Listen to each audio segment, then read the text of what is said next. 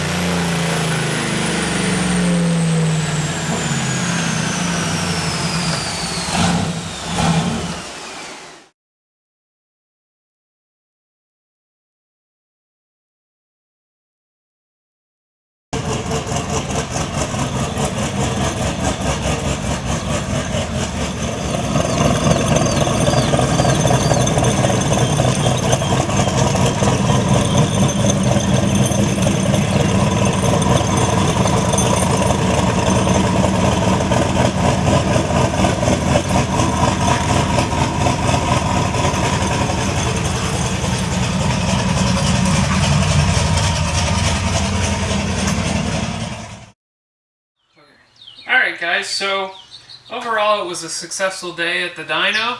We ended with a peak number of 650 wheel horsepower, and that was at 14 pounds of boost and 18 degrees of timing.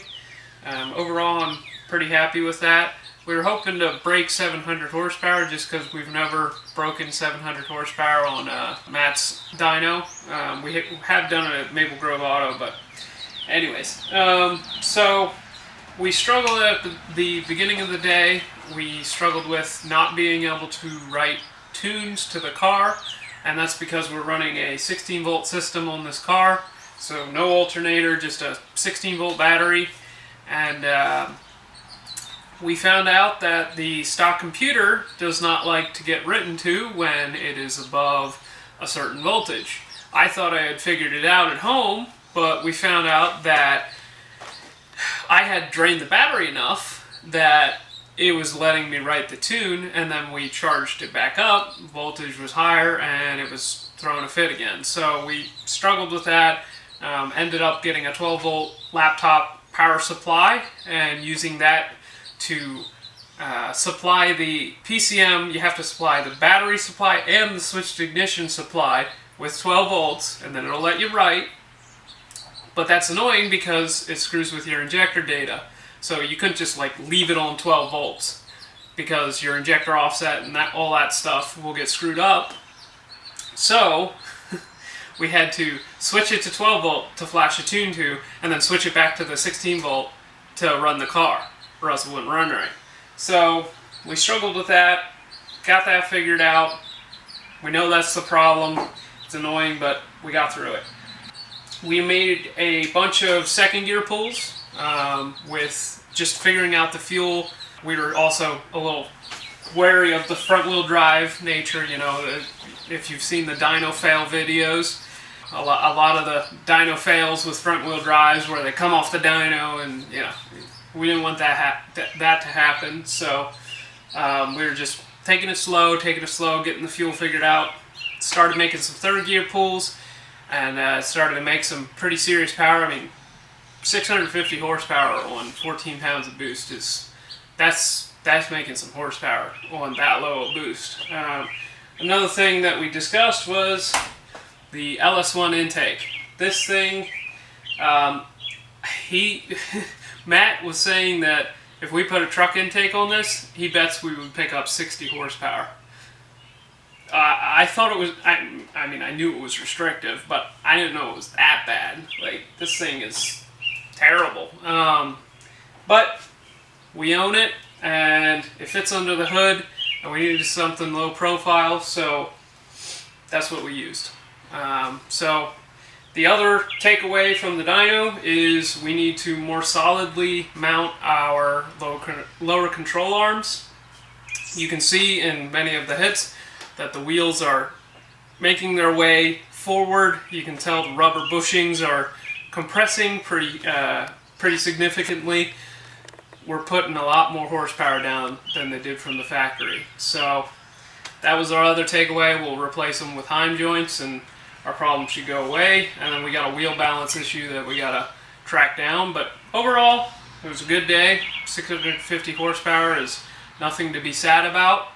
It was breathing a little heavy at the end of the day out of the breather. We'll have to just, you know, check things over, make sure the compression's still there.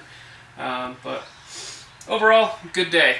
So let's, I'm going to end the video off there. Make sure you like and subscribe, and we'll get this thing on the track shortly here and start making some passes.